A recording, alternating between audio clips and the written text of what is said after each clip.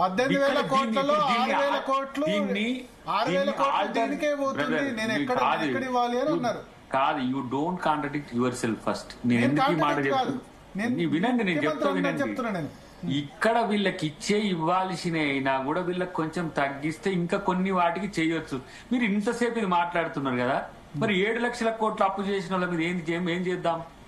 ఉన్నారా దేవప్రసాద్ గారు లైన్ లో ఉన్నారా? ఒక్క నిమిషం ఆగి 7 లక్షలు కాదు 4 లక్షలే అంటారు వాళ్ళు.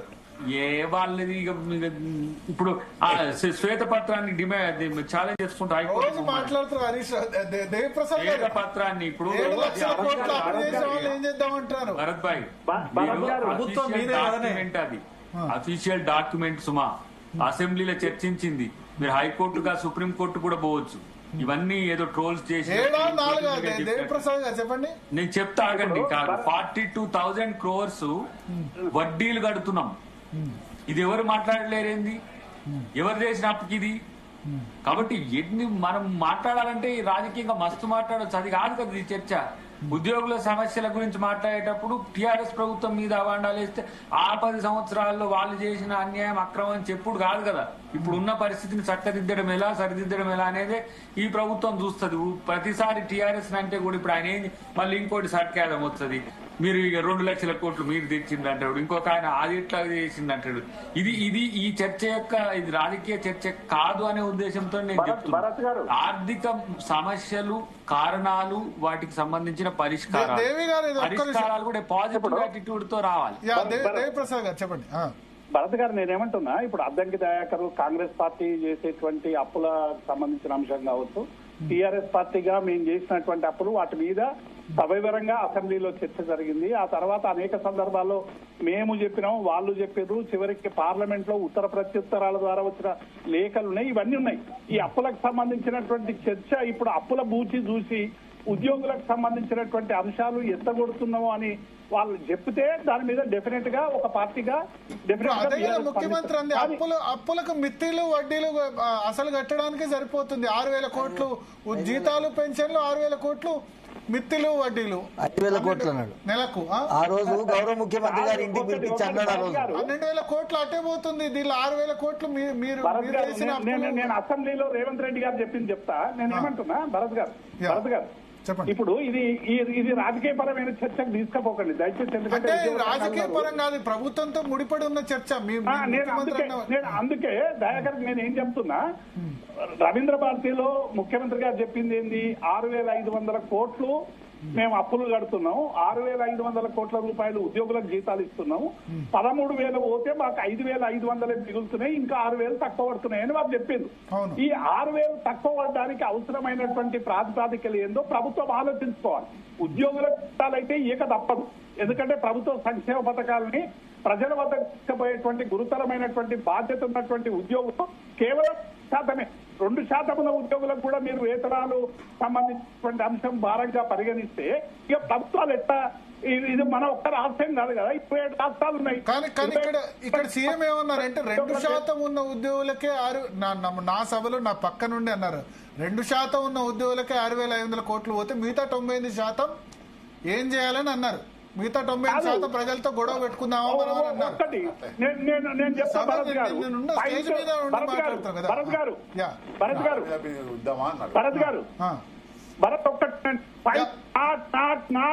పనున్న ఎమ్మెల్యేలకు, ఎమ్మెల్సీలకు, ప్రజాప్రతినిధులకు, వాళ్ళకి ఇచ్చేటువంటి గన్మెన్లకు వీటన్నిటికీ ఎంత పర్సెంటేజ్ పోతుంది, 5 లక్షలు ఉన్నటువంటి ఉద్యోగులకు ఎంత పోతుంది?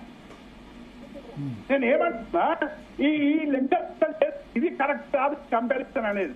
ఉద్యోగులకి వాళ్ళకి అవసరం, ఉద్యోగం మీరు నోటిఫికేషన్ ఇచ్చి ఎగ్జామ్ రాసి ఉద్యోగం వచ్చి మీరు మీ ప్రభుత్వ అవసరాల కోసం తీసుకున్నటువంటి ఉద్యోగుల పట్ల ఇట్లా మాట్లాడితే భరత్ గారు. హలో, చెప్పండి. కాబట్టి నేనేమంటున్నా భరత్ గారు, ఇది ఒక్క మన రాష్ట్రం పరిస్థితి కాదు కదా, దేశవ్యాప్తంగా ఉద్యోగులు ఉన్నారు, కేంద్ర ప్రభుత్వ ఉద్యోగులు ఉన్నారు. ఇలా కేంద్ర ప్రభుత్వ ఉద్యోగులకు పంచనగా డిఏలు విడుదలవుతున్నాయి, మిగతా రాష్ట్రాలలో డిఏలు వచ్చినాయి. ఈమెను అడిగితే మళ్ళీ పాత చరిత్రకు పోయి దాన్ని డైవర్ట్ చేసే ప్రయత్నం కోరినటువంటి డిమాండ్లను ఇలా ప్రభుత్వం రేపు కేబినెట్ లో ఆమోదించాలని మేము మరొకసారి విజ్ఞప్తి చేస్తున్నాం. మీరు అప్పులు చేసిపోయినారు కాబట్టి సిచ్యువేషన్ వచ్చింది అంటున్నారు కదా. మీరు అంతా అప్పులు మేము చేసుకోలేదు. అప్పుడు మేము చేసినటువంటి వాటిని బట్టి విక్రమార్క గారు చెప్పారు. నేను చెప్పాను మళ్ళీ రాజకీయపరమైన చర్చ అవుతుంది. చెప్పండి, ఎందుకంటే రాజకీయం అంటే ఇప్పుడు డబ్బులతో ముడిపడింది కదా. ఫైనాన్షియల్ డిమాండ్స్ డిఏ ఇవ్వాలంటే ఫైనాన్షియల్ కదా. భరత్ గారు దయచేసి ఒక సెకండ్ టైం ఇవ్వండి. ఇస్తాను చెప్పండి. No problem, we have enough time. చెప్పండి. నేను ఏమంటున్నా భరత్ గారు, ఈ ప్రస్తావన ఎన్నికల ముందు కూడా వచ్చింది భరత్ గారు. అంటే మేనిఫెస్టో పెట్టినప్పుడు ఉద్యోగులకు వెంటనే డిఎల్ చెల్లిస్తాం, పిఆర్సీ ఇస్తాము, ఇంకా మిగతా అంశాలన్నీ కూడా పెట్టిండ్రు. దయాకర్ తెలుసు, మేనిఫెస్టో కమిటీ మెంబర్. అప్పుడు విలేకరులందరూ కూడా మీట్ ది ప్రెస్ లో బట్టి విక్రమార్క గారిని, రేవంత్ రెడ్డి గారిని ఇద్దరిని అడిగిండ్రు. మీరు ఇన్ని డిమాండ్లు పెడుతున్నారు, అప్పులని మీరు ప్రచారం చేస్తున్నారు, ఎట్లా ఈ సమస్యను అధిగమిస్తారంటే వాళ్ళు చెప్పింది ఏంది, మా కాంగ్రెస్ పార్టీ ఒక సుదీర్ఘమైనటువంటి చరిత్ర ఉంది, ఆర్థిక సమస్యలన్నింటినీ కూడా మేము అధిగమిస్తాము, అవసరమైతే 6 నెలలు కడుపు కట్టుకుంటామని రేవంత్ రెడ్డి గారు చెప్పిండ్రు. 26-27 వరకు ఆగరాదురే. మీరు చేసిన ఆర్థిక దుబారానో విధ్వంసమో ఏదో ఒకటి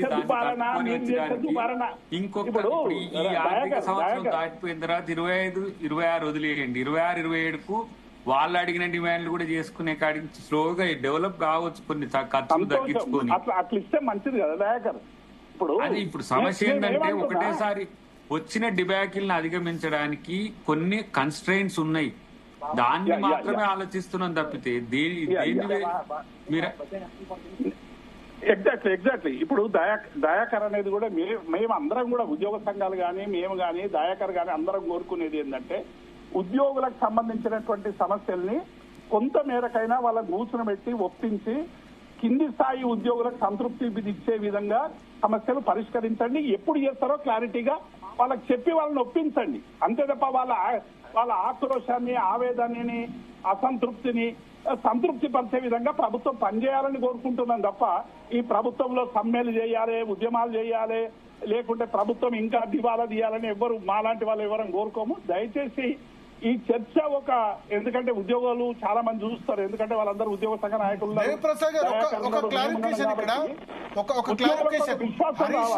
హరీష్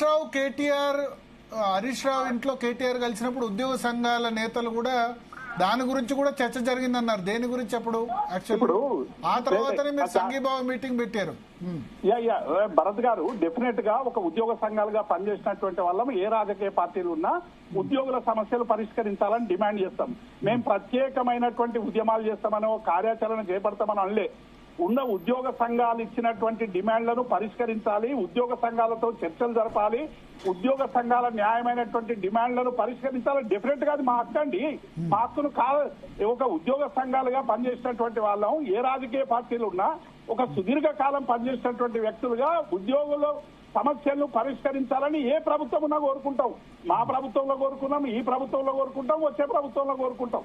అంతే తప్ప అందులో రాజకీయం ఏం లేదు. 5 డిఏలు ఇవ్వాలి, పిఆర్సీ ఇవ్వాలి, మిగతా ఇవ్వాలని అడుగుతున్నాం. ప్రభుత్వం మా ఉద్యోగ సంఘాలను సంతృప్తి పరచండి చాలు.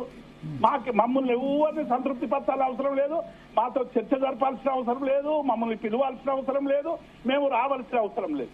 మా ఉద్యోగ సంఘాలు జగదీశ్వర్ గారి నాయకత్వంలో ఏవేవైతే డిమాండ్లు వాళ్ళు పెట్టిందో ఆ డిమాండ్లను పరిష్కరించండి. జగదీశ్వర్ సంతృప్తి పడితే మేమందరం సంతృప్తి పడతాం. భరత్ గారు, జగదీశ్వర్ గారు జగదీశ్వర్ గారు ఏంది రేపు ఆయనకు 2 వైపుల సమస్య వచ్చింది, ఇటు ప్రభుత్వాన్ని. ఇప్పుడు రేపు నేను ఒకటి సూటిగా, ఎందుకంటే చాలా మంది ఉద్యోగులు చర్చ చూస్తున్నారు, కామెంట్స్ పెడుతున్నారు, లైవ్ లో చూస్తున్నారు, అది చేస్తున్నారు. రేపు మీరు ప్రభుత్వం నుంచి ఏం ఆశిస్తున్నారు? 57 డిమాండ్ లో ఫైనాన్షియల్ డిమాండ్స్ ఏం నెరవేరుతాయని ఆశిస్తున్నారు? నాన్ ఫైనాన్షియల్ చెప్పండి. ఇప్పుడు రేవంత్ రెడ్డి గారు మనం మాట్లాడినప్పుడు మమ్మల్ని పిలిచిండు. వాస్తవానికి ఆ రోజు మాట్లాడింది కొంచెం ఇంట్లో తండ్రి కదా ఒకసారి అన్నప్పుడు నా దగ్గర పరిస్థితి బాగాలేదు, నన్ను కోసిన రావు చేసిన రావు అని చెప్పిన మన ఇంట్లో కూడా చెప్తుంటారు. చెప్పినాక మళ్ళీ ఆలోచించి తనే మళ్ళీ ఒక మాట్లాడదాం, పాపం న్యాయమైన డిమాండ్స్ మన ఉద్యోగులై మరి అంటే అన్న సందర్భంలో మేమే అన్నాం, ఒక సబ్ కమిటీ మన ఆఫీసర్స్ పెట్టారు అన్న పెట్టి పిలిచి మాట్లాడినాక వాటి ఏం ప్రాబ్లం అవుతుంది, ఎంత అవుతుంది ఒకసారి ఆలోచించమని చెప్పినప్పుడు నవీన్ మిట్టల్ గారితో ఒక కమిటీ వేసింది. వాస్తవానికి అలా చర్చించినాము. దాదాపు అన్ని సమస్యలు పరిష్కరిస్తా అని చెప్పింది. ఇలా డిప్యూటీ సీఎం గారు బట్టి గారు కూడా ఇలా అన్ని సమస్యలు పరిష్కరిస్తారు. రేపు డిఏలు కూడా దానిలో మన ఇలా కేబినెట్ సమావేశంలో ఒక డిఏ ఇస్తే ఓకేనా రేపు? ఒకటి వేసి ఎవరు సంతృప్తి పడరు, 2 డిఏలు ఇవ్వమని చెప్పినాం. 2 కాదు, 5 డిఏ ఉన్నాం ఇప్పుడైతే. సరే 5 డిఏలు పాసిబుల్ కాదు, పాసిబుల్ మనం కోరేది 5 డిఏలు అని 5 చెప్తాం. డిఏలు ఉన్నాయి. మన ప్రభుత్వం పెడుతున్నా ఇక్కడ ఎవరు కామెంట్ పెడుతున్నాడు, అడ్వాన్స్ ఒక డిఏ పెంచి 6 డిఏలు ఇవ్వాలి అంటారు. వాస్తవానికి వచ్చే నెలకు ఒక డిఏ పెరుగుతుంది కాబట్టి మేము ప్రభుత్వం ఏం చెప్తున్నాం, మినిమం 2 డిఏలు. మేము కూడా ప్రభుత్వంలో ఒక భాగస్వామ్యం ఉద్యోగులుగా మాకు ఆర్థిక పరిస్థితి తెలుసు. కానీ మేము ఇంతకుముందు చెప్పినట్టు మీరు కొన్ని వేరే రకంగా తగ్గించుకొని మరి బడ్జెట్ లో ఉంటది, ప్రతి నెల నెంబర్ స్టేట్మెంట్ తీసుకొని బడ్జెట్ లో మా జీతభత్యాలు పెడతారు, అవి మాకు ఇవ్వమని చెప్తున్నాం. కానీ మీరు ఉచితాలు అవి పక్కన పెట్టుకుని మేమనం మాకు డబ్బులు ఇచ్చిన తర్వాత వేరే కార్యక్రమం చేసుకోమన్నాం. అది బిల్స్ కావాలి. ఇలా చాలా మంది రిటైర్డ్ ఉద్యోగులు ఇబ్బందికరంగా ఉన్నారు. ఇలా హెల్త్ స్కీమ్ అని ఈహెచ్ఎస్ చాలా ఇంపార్టెంట్. వాస్తవానికి గత ప్రభుత్వం జీవో 186 తీసుకొచ్చింది, దాని కూడా చర్చ కూడా లేదు. వాస్తవానికి దాన్ని కూడా చర్చించడం, అన్ని సమస్యలు పరిష్కార మార్గంగా అవుతాయి. వాస్తవానికి మనం జూన్ 9th రోజు ఇచ్చినాం మహాధారణని, అక్కడికన్నీ కొన్ని పేపర్లలో కొన్నిట్లలో ఇక సమరమేమని ఇవ్వడం. మరి గత ప్రభుత్వంలో ఇంతకుముందు దేవిప్రసాద్ అన్నట్టు 18లో కూడా నేనే మాట్లాడినా, దగాపడ్డ ఉద్యోగుల దండులై గదలరో గాయపడ్డ ఉద్యోగుల గుండెకోత చూడాలని నేనే మాట. డిమాండ్స్ ఒకటి డిఏలు, 2 డిఏలు. రెండోది హెల్త్ సంబంధించి చాలా ఇంపార్టెంట్ పాయింట్ చేశారు. ఈ హెల్త్ కార్డ్స్ ఉద్యోగులు పనిచేయట్లేదు. ప్రాబ్లం ఏంటంటే ఇప్పుడు మేము ప్రైవేట్ ఎంప్లాయీస్ హెల్త్ ఇన్సూరెన్స్ చేసుకుంటాం. ప్రభుత్వం దయాకర్ గారు వినాలి, చాలా ఇంపార్టెంట్ పాయింట్. దయాకర్ గారు వింటున్నారా? చాలా ఇంపార్టెంట్ పాయింట్ ఏంటంటే నిజంగా ఉద్యోగులు కానీ పెన్షనర్లు కానీ ఈ హెల్త్ కార్డ్స్ ఎక్కడ పనిచేయట్లేదే. ఓన్లీ నిమ్స్ లేకపోతే గాంధీ ఉస్మానియా ఈ వీటిలో మాత్రమే పనిచేస్తాయి. కార్పొరేట్ హాస్పిటల్స్ లో పనిచేయట్లేదు. మా ప్రైవేట్ ఉద్యోగులకేమో మా కంపెనీ ఇన్సూరెన్స్ ఉంటుంది, లేకపోతే వ్యక్తిగతంగా చేసుకుంటాం. వీళ్ళు ఆల్రెడీ హెల్త్ ఇన్సూరెన్స్ ఉందని చెప్పి హెల్త్ కార్డ్స్ పెట్టుకుంటారు. ఆ హెల్త్ కార్డు మాత్రమే ఉంది కానీ పనిచేయట్లేదు. అలానే మీ గవర్నమెంట్ కాదు, కేసీఆర్ గవర్నమెంట్ నుంచి ఆ ప్రాబ్లం ఉంది. వాళ్ళు కొన్ని మల్టీపర్పస్ హెల్త్ క్లినిక్స్ పెట్టారు, ఆ తర్వాత లేదు. కానీ అత్యవసరంగా ప్రభుత్వం చేయాల్సింది ఏంటంటే హెల్త్. ఎందుకంటే ఇవాళ 5-6 లక్షల బిల్లు అడ్మిట్ అవుతుంది, ఆ బిల్లులు రావట్లేదు, రియంబర్స్మెంట్ రావట్లేదు, హెల్త్ కార్డ్స్ పనిచేయట్లేదు. ఒక్కొక్కరికి 20 లక్షలు 30 లక్షలు కూడా అయిన సందర్భం ఉన్నది. వాళ్ళు వాస్తవానికి ఆ కుటుంబం విచ్ఛిన్నమవుతుంది. మనం ప్రభుత్వాన్ని కూడా చెప్పినాం వీళ్ళ డిమాండ్ అది కూడా ఉంది. ప్రధాన డిమాండ్ హెల్త్ అయితే పరిష్కరించాలి. అంటే నేను జీ తెలుగు తరపు కూడా విజ్ఞప్తి చేస్తున్నా, ఎంప్లాయీ ఉద్యోగులు పెన్షనర్లు బాధలు వర్ణన అయితే హెల్త్ కార్డు ఏదో ఒకటి వాళ్ళు కంట్రిబ్యూషన్ కూడా ఇస్తామంటారు కదా, 100% ఎంత ఇస్తామంటారు? మేము అప్పుడు గతంలో ఉన్నప్పుడు 500 ఇస్తాం, ప్రభుత్వం 500 ఇస్తే 350 కోట్లు సంవత్సరానికి మా ఉద్యోగుల తరఫున అయితే, ప్రభుత్వం కూడా 350 కోట్లు ఇస్తే 700 కోట్లతో ఒక ట్రస్ట్ ఏర్పాటు చేయమన్నాం. ట్రస్ట్ ఏర్పాటు చేసినాక జర్నలిస్ట్ కూడా ఉంది, జర్నలిస్ట్ పనిచేయట్లేదు. మీరు కూడా అప్పుడు ఉన్న దానిలో మాది అది కూడా ఉంది. మాది పని చేయట్లేదు, జర్నలిస్ట్ పని చేయట్లేదు, ఇది చేయట్లేదు. సరే మా జర్నలిస్ట్ చేస్తే చేయండి, లేకపోతే లేదు. కానీ ప్రభుత్వ ఉద్యోగులకైతే చేయండి, చేస్తే మంచిది. ప్రభుత్వ ఉద్యోగులకైతే చేయాలి. ఎందుకంటే central government health scheme CGHS. ఇప్పుడు వీళ్ళు ముగ్గురు ఉన్నారు. ఆ రోజు కోదండరామ్ గారు కూడా వచ్చిండ్రు మన ముజీబ్ భాయ్ ఇచ్చిన ఇఫ్తార్ లో. వీళ్ళతో మాట్లాడితేనేమో ఇవి వచ్చినాయి.